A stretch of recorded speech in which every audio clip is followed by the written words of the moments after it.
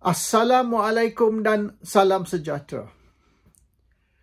Saya telah buat kerja menghentam Perdana Menteri ataupun menentang kerajaan ni dah hampir 50 tahun. Saya start kerjaya saya sebagai dissident ataupun anti-establishment mulai tahun 70-an lagi. Semasa tu Tun Hussein Onn, Perdana Menteri Malaysia yang ketiga. Tapi tak banyak isu terhadap Hussein Onn. So, isu yang kita bangkitkan, dia ni anti-Islam. Dia ni larang anak dia dari bertudung dan macam-macam lagi. Isu agama lah kita guna terhadap Hussein Onn. Lepas tu naik Mahathir tahun 81. Mahathir banyak lagi isu lah sebab Mahathir ni 22 tahun sebagai Perdana Menteri, dan Mahathir ni dia ada banyak krisis. Dia start tu tak lama selepas dia jadi Perdana Menteri, dia start dengan krisis perlembagaan di mana Mahathir ni hentam Raja-Raja Melayu dan dia organize roadshow semerak seluruh Malaysia. Matlamat dia untuk memburukkan Raja-Raja Melayu, buat tuduhan terhadap Raja-Raja Melayu. TV3 pun tiap-tiap malam duk siar berita tentang salah guna kuasa, salah laku, pembaziran duit rakyat oleh raja-raja. So banyak poin lah kita nak hentam Mahathir. Kita sokong Raja-Raja Melayu dan kita lawan Mahathir kerana derhaka dengan Raja Melayu dan sebagainya. Lepas tu 98 berlakulah krisis dia, di antara dia dengan Anwar, dan isu rasuah, isu macam-macam lah. Kita boleh bangkitkan cronyism, nepotism, dan macam-macam salah guna kuasa, bazir duit rakyat. Mahathir masa tu seronok lah. Banyak isu kita boleh guna. And then ada isu memali lagi. Ada isu ini, isu tu. So, bila Mahathir letak jawatan, serah kuasa kepada Abdullah Badawi, kita serang Abdullah Badawi pula. Masa tu saya memang main peranan dan semasa tu saya bersama Mahathir. Walaupun tahun 80-an, tahun 90-an, zaman Mahathir ambil alih, zaman constitutional crisis, krisis perlembagaan. Lepas tu diikuti oleh zaman reformasi di mana Parti Keadilan ditubuh. So semasa tu kita menentang Mahathir all out. Dan saya pun biasa kena tangkap dulu. Masa zaman Mahathir lah, you know.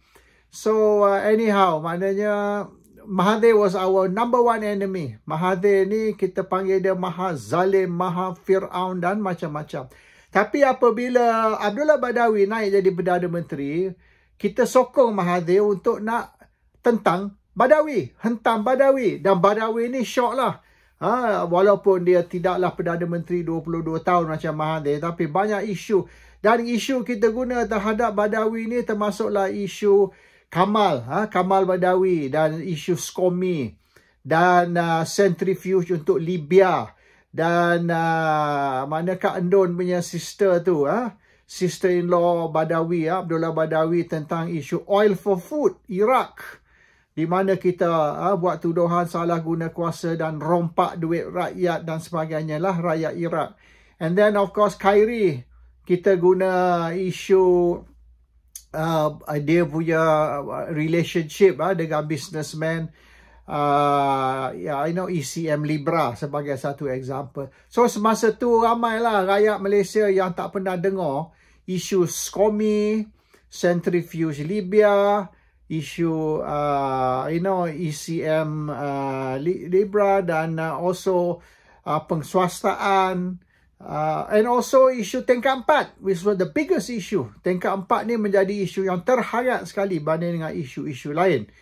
And so basically Badawi ditekan suruh letak jawatan, dan akhirnya bulan April tahun 2009, semasa tu saya dah di England, Badawi letak jawatan serah kuasa ke Najib Tun Razak. So masa Najib Tun Razak Perdana Menteri pun, again, kita terus menghentam dia. So boleh katakan tak ada Perdana Menteri yang tidak dikecuali, was not exempted. Start dari Hussein Onn dulu. Sebelum tu saya sekolah lagi lah. Masa saya keluar bekerja tu, masa Hussein Onn, maknanya that was my first target lah. Hussein On tak baik, tak guna, jahat. Mahathir also tak guna, tak baik, jahat. Abdullah Badawi, same. Najib also tak baik, tak guna, jahat. Every Perdana Menteri since at least Hussein On, ada je benda yang tak kena, ada je benda yang kita boleh hentam dia dan suruh dia turunlah, letak jawatan dan macam-macam lagi. So by the time Najib tu, dah second half of Najib punya tu, dia orang duk guna isu 1 MDB. Masa tu saya pun dah letih nak hentam Najib. Saya pun dah stop. Sebab saya rasa 1 MDB ni, isu dia bukan sangat apa ni. Bukan sangat salah guna kuasa atau rasuah. Dia ada sebab 1 MDB ni berlaku. There is a very good reason why 1 MDB happen. And kita tak salahkan Najib. At least saya tak salahkan Najib. Walaupun puak-puak pakatan, puak pembangkang mengguna ni sebagai bukti yang Najib ni salah guna kuasa and so on. Because bagi saya lihat 1 MDB ni hanya satu lagi landasan atau satu lagi platform yang UMNO guna untuk nak mendapat dana. Sebelum ni, masa zaman Mahathir, dia orang pun banyak ambil duit rakyat. Tapi dia ambil duit rakyat melalui pengeswastaan, privatization. Swasta ini, swasta tu, dia buka syarikat untuk buat macam-macam. Jadi actually all that syarikat proxy kepada UMNO, baik Plus Highway lah, baik IPP lah, macam-macam lagi. Itu semua satu cara nak mendapat duit untuk dana untuk UMNO dan Barisan Nasional. Tapi masa zaman Najib, nothing left. Nak privatize apa, semua dah buat. There's nothing left to rompak. So terpaksa dia orang reka, create a new agency, 1 MDB untuk dapat dana untuk UMNO. And benda ni berlaku oleh kerana duit UMNO tu tidak diserah ke Najib. Maknanya pemimpin dulu yang ambil duit UMNO, dia orang bawa lari. Bila dia bawa lari duit UMNO tu, and we talking about bukan sikit, we talking about berpuluh bilion, estimate 100 bilion, estimated up to 100 million. By the time Najib ambil alih, duit dah tak ada. Ini sebab yang pemegang amanah kononnya lah, proxy dan trustee ataupun pemegang amanah sebelum Najib, sudah bawa lari semua duit UMNO. So, terpaksa dia orang dapatkan duit melalui 1 MDB. So, in a way, it's not Najib's fault. Because you stole UMNO's money, berbilion-bilion, berpuluh-puluh bilion duit UMNO you bawa lari, you stole the money, so you left Najib with no choice. Kalau tidak, collapse lah. UMNO collapse because tak ada dana. So that was what 1 MDB was about. So kita defend lah Najib on this 1 MDB. Walaupun boleh dianggap sebagai satu kesalahan guna kuasa, tetapi it was a necessary evil. You left Najib with no choice. Itu pendapat kita lah. So, you might say, ya, tapi rompak masih rompak. So, my concept senang. The end justifies the mean. Matlamat menghalalkan cara. Matlamat is supaya UMNO tak mati. Cara dia ambil duit 1 MDB, itu saja. And that's politics. Kalau you rasa matlamat menghalalkan cara bukan konsep yang you boleh terima, jangan main politik. Politik is like that. So anyhow, Najib, saya kena dulu mula-mula ialah isu Altan Tuya lah, isu Rosma lah, kita duk guna hentam Najib. Bila towards the end tu, the last 3 years, lebih kurang tahun 2015, from then on, hingga UMNO jatuh tahun 2018, kita defend Najib. And then, of course, naik Mahathir sekali lagi. So, of course, kita anggap sebagai pakatan semasa tu sudah jadi musuh kita. Why? Pakatan yang sebenar bermula sebagai kawan kita. Tapi apabila pakatan cuba bunuh PAS dengan mereka menutup pakatan rakyat dan buka pakatan harapan, maka kita terpaksa defend PAS. So, an enemy of my friend is an enemy. So, kita bermusuh dengan pakatan sebab pakatan bermusuh dengan PAS. Itu saja. Tak kena mengena dengan ideologi. There's no ideology involved. In fact, it's just politics. Pure and plain politics. So, and then, Mahathir ditekan suruh letak jawatan. And then naik Muhyiddin Yassin. So, masa naik Muhyiddin Yassin, kita pun dah letih lah. Since tahun 70-an Kita duduk hentam every government. Tak ada satu kerajaan, tak ada satu Perdana Menteri kita hentam. So we give up lah. And dia orang pula yang hentam Muhyiddin Yassin. Tekan Muhyiddin Yassin suruh turun. Okay, Muhyiddin Yassin turun serah Ismail Sabri. Ismail Sabri pula lagi dia orang hentam. So akhirnya tekan Ismail Sabri suruh bubar parlimen. Supaya pilihan raya yang ke-15, PRU 15 boleh diadakan. Dan selepas tu naik Anwar Ibrahim, Perdana Menteri yang ke-10, our latest Prime Minister. Dan sekarang ni pun Anwar tak guna, Anwar tak baik, Anwar all sorts of things lah. Tak ada satu benda yang bagus tentang Anwar Ibrahim. So dia orang ni nak tekan, nak suruh Anwar turun. Sama macam sebelum ni, Ismail Sabri. Sebelum tu, Muhyiddin Yassin. Sebelum tu Dr. Mahathir round kedua. Sebelum tu Najib Tun Razak. So maknanya every Prime Minister mulai dari Perdana Menteri yang ke-3 sampai sekarang Perdana Menteri yang ke-10 semua haprak, semua pariah, semua tak bagus. So I'm a bit tired. Kita duk hentam suruh turun, suruh ganti Perdana Menteri baru atau kerajaan baru. Tapi since Hussein on tahun 70-an, masa tu saya umur dalam 20-an, I was in my 20s. Tahun 70-an saya umur 20 lebih je masa tu. Umur cucu saya sekarang. Tua sikit lah daripada cucu saya sekarang. So from my cucu's age until now, saya dah nak masuk 74 ni. Tahun ni. Duduk tukar, hentam Prime Minister, duduk nak suruh tukar Perdana Menteri. Tapi, Perdana Menteri yang ke-3 hingga Perdana Menteri yang ke-10, tak ada satu yang bagus. Tak ada satu yang boleh pakai. Kita nak buang dia, tukar dia, gulingkan dia, singkir dia.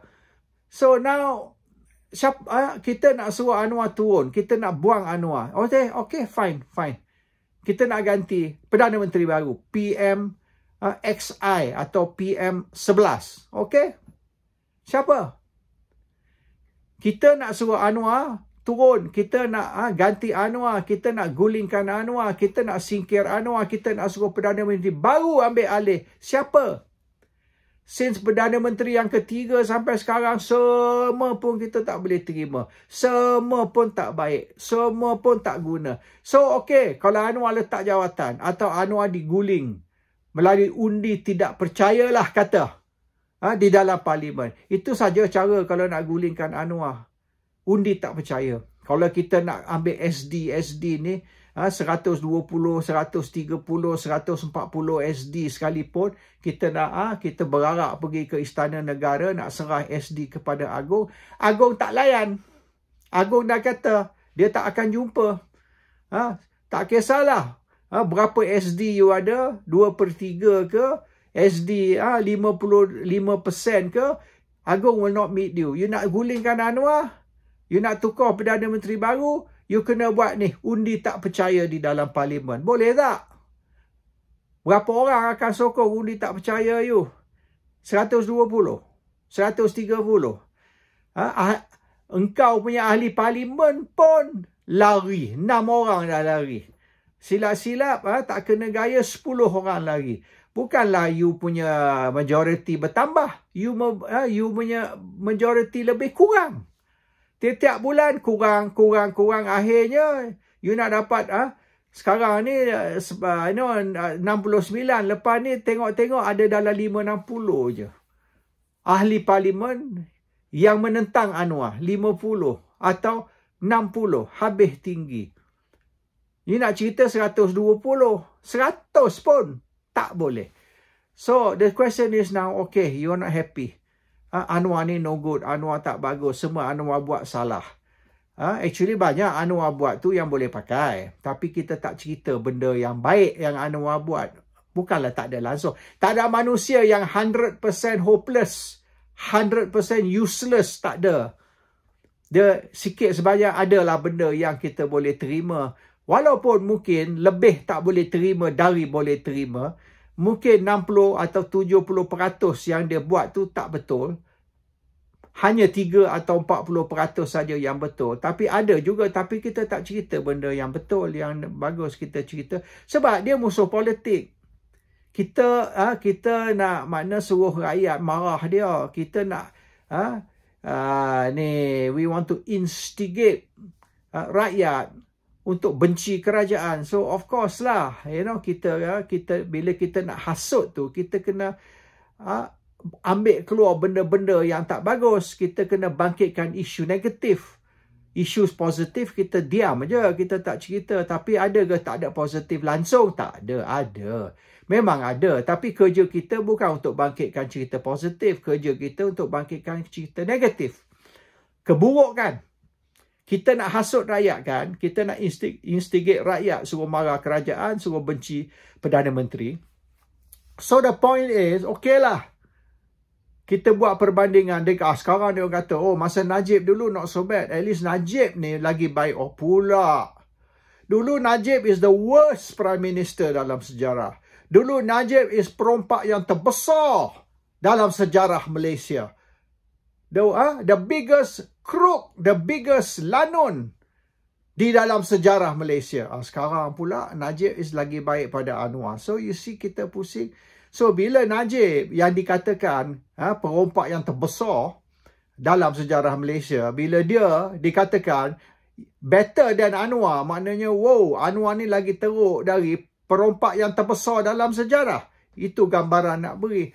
So I think isu kita nak serang kerajaan ni ialah sebagai pembangkang memang kerja kita serang kerajaan dan kalau boleh nak jatuhkan kerajaan. Tapi let's be realistic. Siapa yang kita offer pengganti kepada Anwar? Who is PM11? PMXI? Siapa? Tak ada. So the problem is, kita ni semenjak Hussein on lagi, tahun 70-an lagi, kerja kita is menentang kerajaan, memburukkan Perdana Menteri, nak tekan Perdana Menteri suruh letak jawatan. Tapi tiap-tiap kali Perdana Menteri letak jawatan, starting from Hussein on dulu, Perdana Menteri yang mengganti lebih teruk. Mengikut tuduhan lah. Dikatakan Mahathir lebih teruk pada Hussein on. Badawi lebih teruk pada Mahathir. Najib lebih teruk daripada Badawi. Lepas tu naik Mahathir sekali lagi. Lepas tu kata Muhyiddin Yassin lagi teruk. Banding dengan Mahathir ataupun Najib. Lepas tu naik Ismail Sabri. Oh, Ismail Sabri lagi teruk dari sebelum dia. And now Anwar Ibrahim pula. Anwar Ibrahim lagi teruk dari Najib yang dikatakan Perdana Menteri yang teruk dalam sejarah. So, the worst Prime Minister that we had and this Prime Minister is even worse than the worst Prime Minister. So, when we ambil semua ni, my question is, cukuplah dengan kita ni duduk nak tekan Perdana Menteri letak jawatan, nak tukar Perdana Menteri. Biar kita selesaikan satu isu dulu. And the issue is, kalau kita nak gulingkan Anwar, kita nak ganti Anwar, dengan siapa? We talk first. Who is PM11? Baru we talk about nak jatuhkan PM10. Sebab cara saya lihat macam ni, whether PM10 ni terus ke tak terus, our problem is we don't really have a suitable replacement ataupun a successor to Anwar Ibrahim yang kita boleh jamin akan buat apa yang kita nak lebih baik dari Perdana Menteri sekarang. So, the way I see it, pembangkang ni, asyik nak bangkang, asyik nak tukar Perdana Menteri. Tapi bila tanya dia, siapa Perdana Menteri baru awak nak ni? Tak ada jawapan. Okey, Perdana Menteri baru ni, lebih pandai ke? Lebih bijak ke? Apa dia akan buat? Kita kata, negara ni menghadapi kesusahan lah. Rakyat menghadapi kesusahan. Okey, who is the new Prime Minister? And cara mana Perdana Menteri baru PM11 ni akan berjaya di mana awak kata Anwar sudah gagal. So unless we can show, we can prove the alternative, what we have to offer is far better alternative. I think kita just cukup lah. Bangkang for the sake of bangkang, tukar Perdana Menteri for the sake of tukar Perdana Menteri. Tapi tiap-tiap kali kita ada kerajaan baru, tiap-tiap kali kita ada Perdana Menteri baru, kita komplain. Perdana Menteri ni tak baik lah, tak bagus lah, kerajaan ni tak baik lah. So, what are we doing? Replacing one government, one Prime Minister yang kita kata tak elok for another government, another Prime Minister yang lebih tak elok. Is that what we offering? Assalamualaikum. Salam sejahtera.